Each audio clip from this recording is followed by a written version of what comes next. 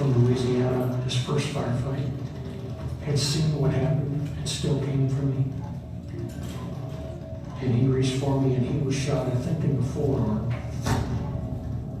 And he was laying beside me, and I've got a hole through my chest big enough to stick your fist through. And I'm dying, I know it. And I heard this horrible screaming going on, and I was trying to figure out who was screaming like that, because it sounded so.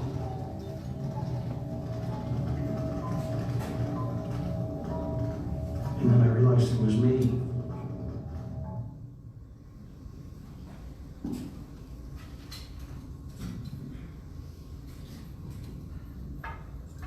Good evening.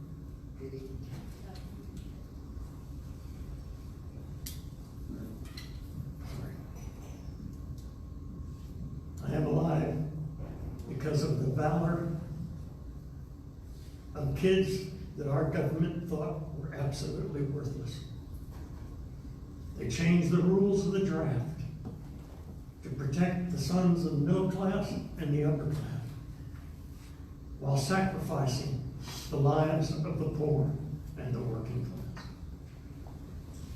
In 1966, when I enlisted in the Marine Corps at the age of 17, they had started the grand experiment of the McNamara 100,000, where they drafted 100,000 young men, poor and working class, who did not meet the lowest standard of the draft. They were literally drafting functionally disabled people.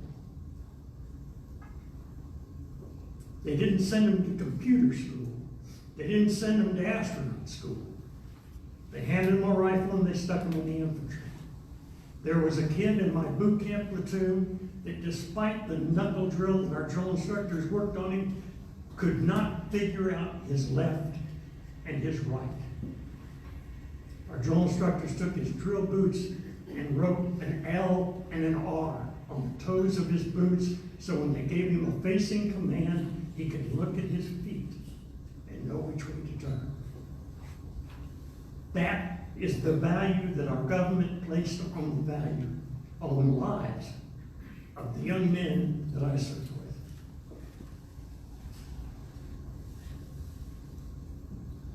And I cannot imagine who I would be had I not known those young men, had I not had the privilege of serving beside those young men. Those kids that this country valued so little, who gave so much in its defense.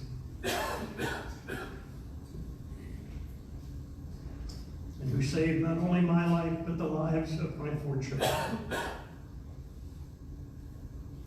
If I sound bitter, it's because I am. Not because it had anything to do with me. I wasn't even old enough to register for the draft. I had to get a note from my folks saying that Johnny could go on this field trip to Vietnam. But it meant something to my buddies. Had they been given a choice, they would have preferred to stay home with their girlfriends, working some job, minimum wage job, hoping to be able to buy a car, and do that slow process we call growing up. Because you don't grow up in combat, ladies and gentlemen, you grow old in combat. When I came home from Vietnam, I was older than I am now. Socially, I was still 17, but emotionally, I was burnt to a crisp. I was wrung out. Death was something that was just a part of your day. The unit I served in, 1st Battalion, 9th Marine Regiment, 3rd Marine Division, while we were in Vietnam, suffered the highest casualties of any Marine Infantry battalion in the history of the Marine Corps. Most of us don't start losing friends in clumps until we're in our 70s. We were losing friends in clumps in our teens. And I would like to paint myself as a hero, but I was terrified. I was absolutely terrified. The only thing that kept me from running screaming from every firefight I was ever in was my determination not to shame myself in front of my buddies. That the only thing more important to me than my personal terror was to never let my buddies down, because they never let me down.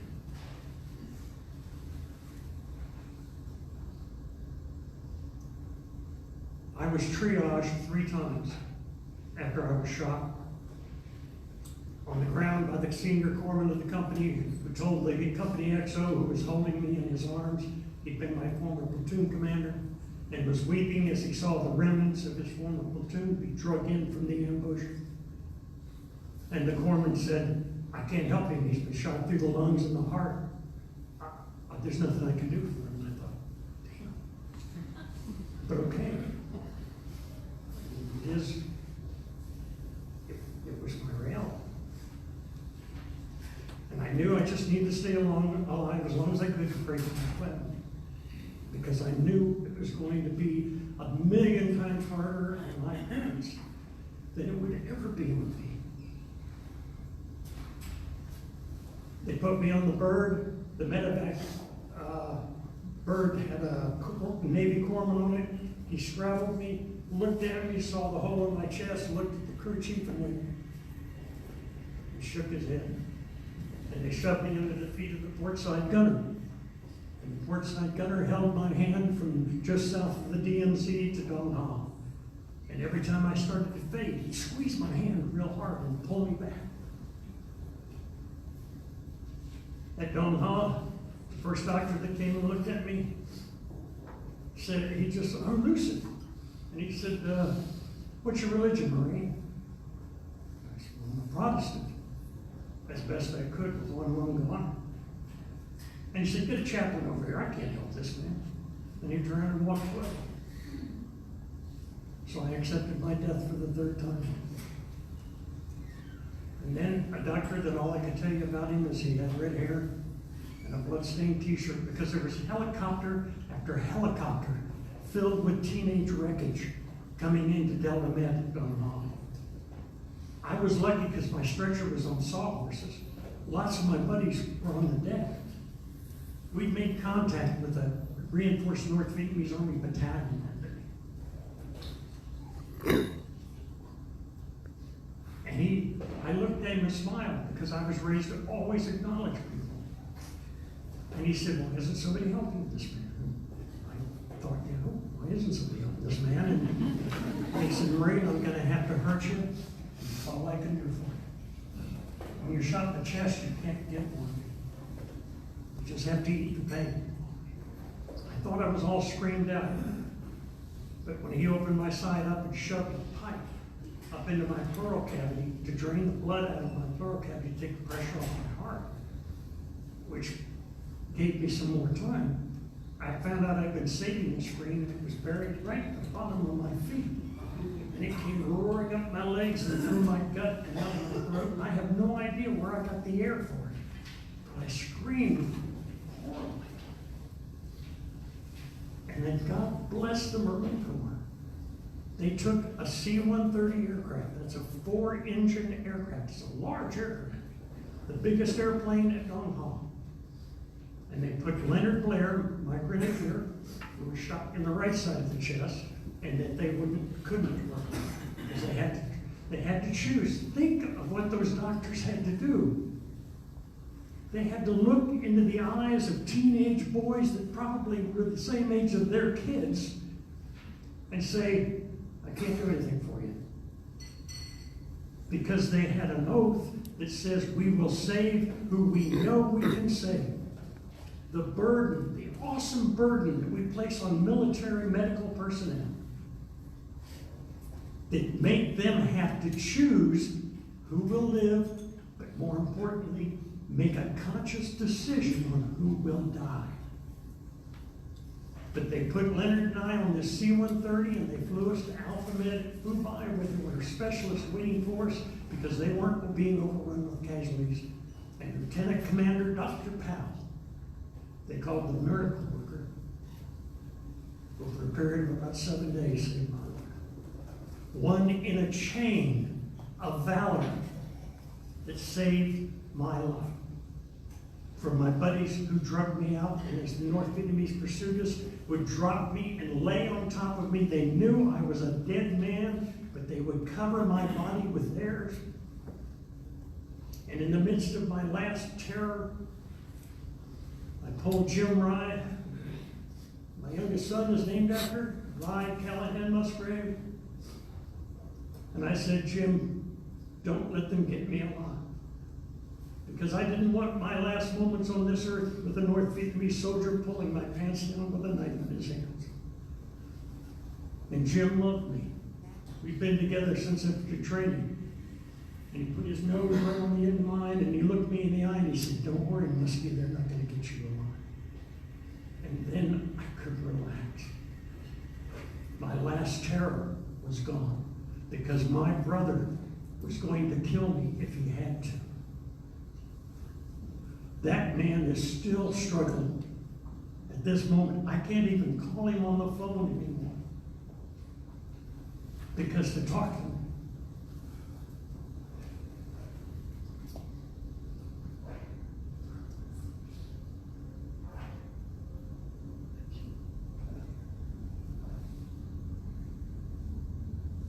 I can't tell you how badly I wanted to live.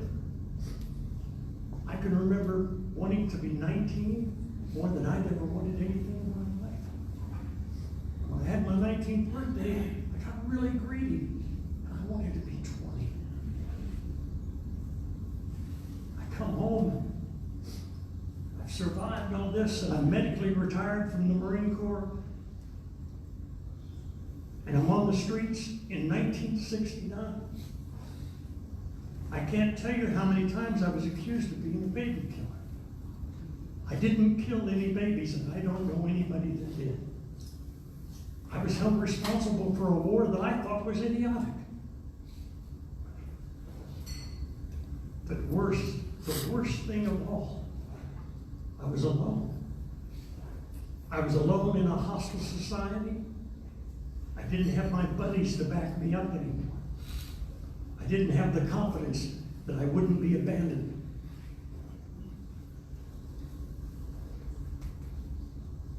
And this is what depression does.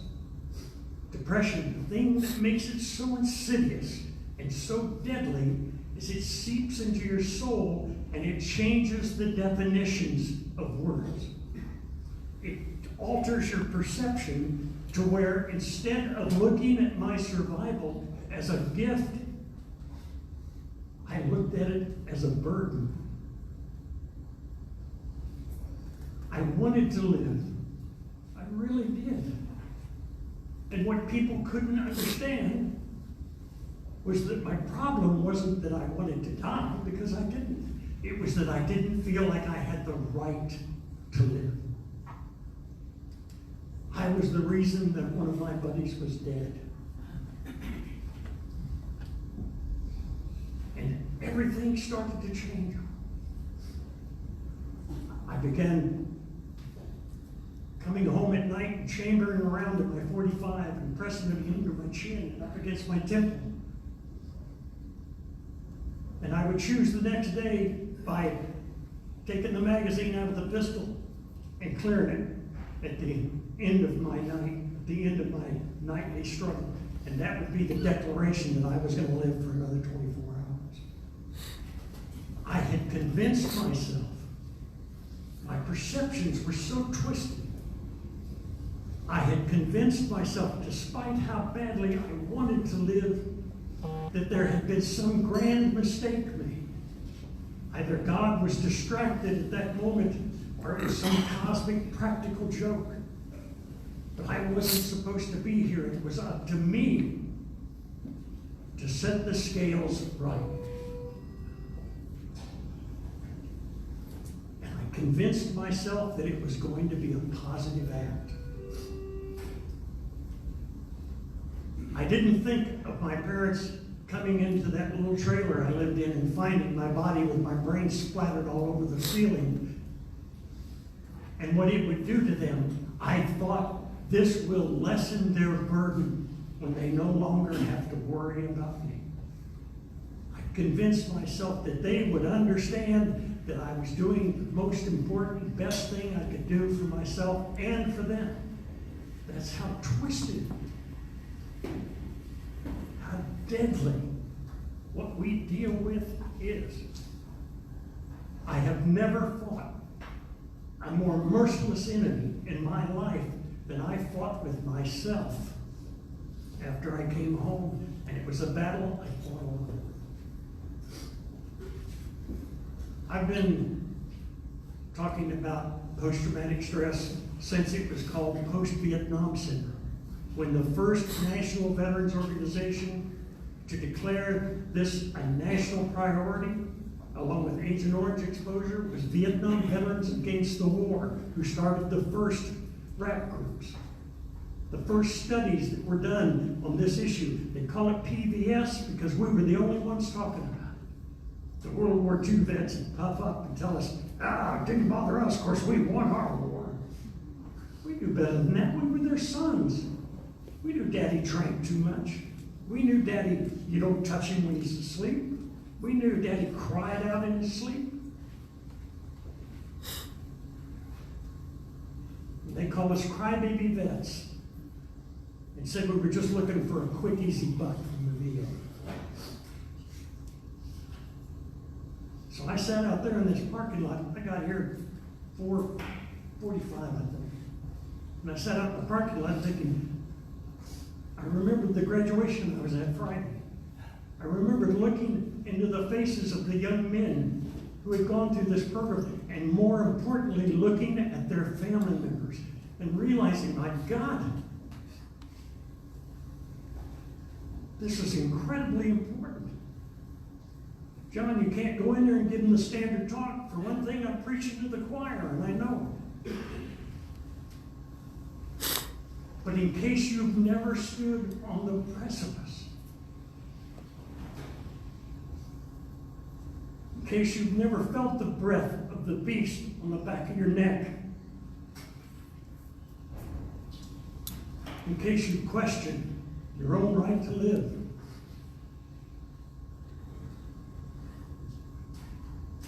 I think it's important that you hear this. In the mid-1980s, I was doing talks for city and state governments and county governments on why Vietnam-era veterans were covered by affirmative action. And one of the things I talked to them about by then was called post-traumatic stress. And I went to a VA outreach program, the first outreach office set up in Kansas City. I knew the director, he was a fellow Marine. I went in and I asked him, I've heard this horrible rumor, is it true? And he confirmed to me that in the mid-80s, already more Vietnam veterans had died by suicide than had died in the war.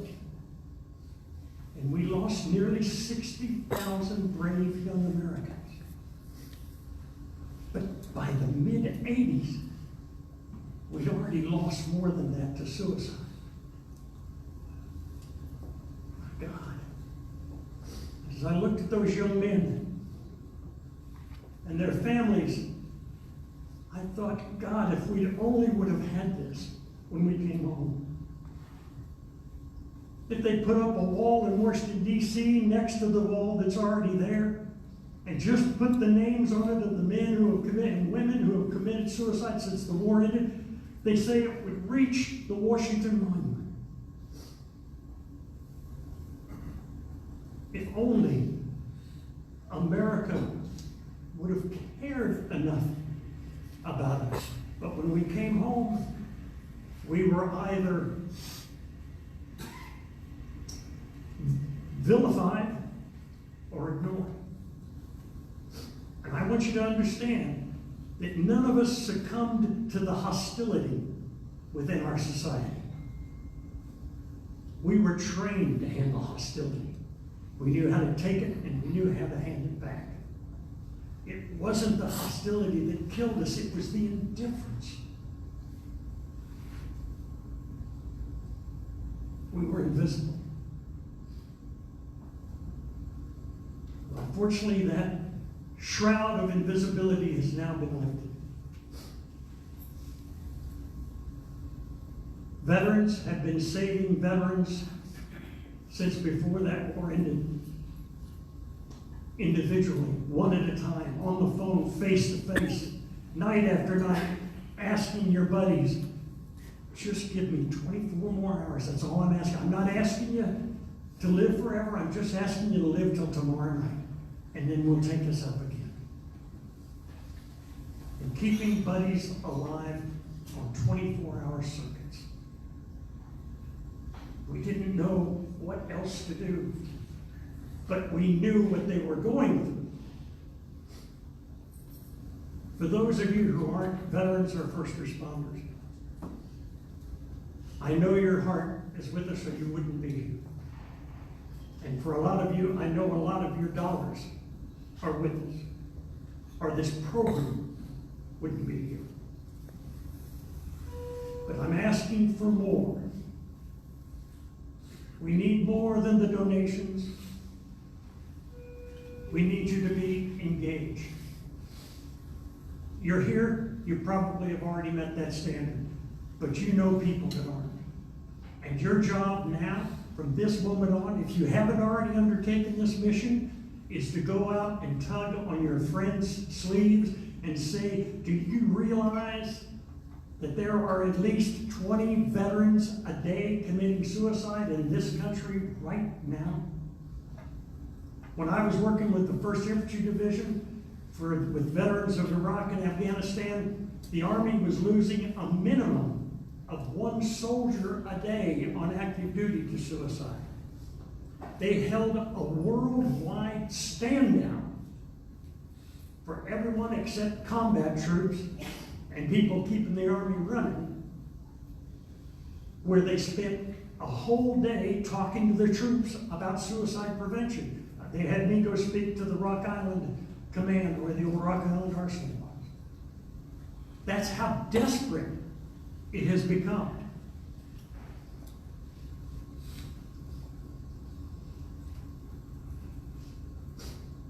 If you haven't been in combat, and I hope to God you haven't. If you're not a police officer, if you're not a fireman or an EMT, I want you to think about the job that we all do and what we deal with. And I want you to ask yourself a question.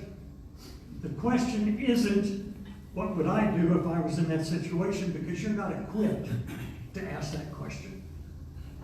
You don't have the right to ask that question, because that question leads to judgment on people who have to make decisions under the most extraordinary circumstances, decisions they have to live and sometimes die. That's not the question I want you to ask. I want you to think of the jobs. If you see something on the news, take a moment and ask yourself this question. What would it do to me if it happened to me? What would killing another person do to me? What would seeing collecting my buddy's remains in a sandbag, what would that do to me? What would it do to me to see children mutilated and brutalized? To go through the wreckage of an accident on the interstate, picking through the remains. Take that moment and put yourself there. Make it personal. And ask yourself that question. And take that question with you to your friends. Put that question in their pocket. Challenge them to have the courage to do that, so that indifference will never cause the death of another veteran in this country. This program is saving lives. There's something else I saw at that graduation. And that was the men and women that I saw standing in front of them, talking to them, and behind them as they stood up to face their families. It's the men and women who have felt the beast breathe on the back of their neck, who have chosen to step up and take on the burden of a fellow warrior. And don't misunderstand me. First responders, police officers, EMTs, they're all warriors. They're all battling death.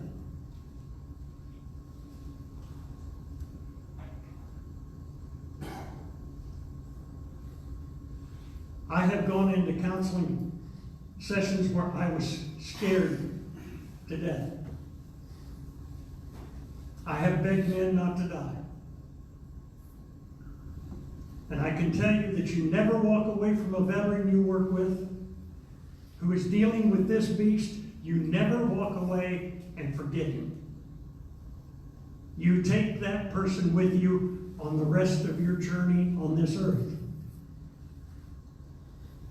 And if you've helped play some small role in saving their lives, it can sustain you through a repetition of the dark days that they come back to all of us. And don't ever think that post-traumatic stress is something, an illness. It's a normal reaction to an abnormal situation. And when you put yourself in their position and ask that question, what would it do to me? You will realize that it makes sense. What would it say about us if we could endure those horrors and be unmoved? God bless every one of us that struggles with those experiences, because it screams out our humanity. And we're too important to lose. So, for all of you, thank you for caring, for giving a damn. Thank you for not abandoning our wounded. Thank you for enduring this right here.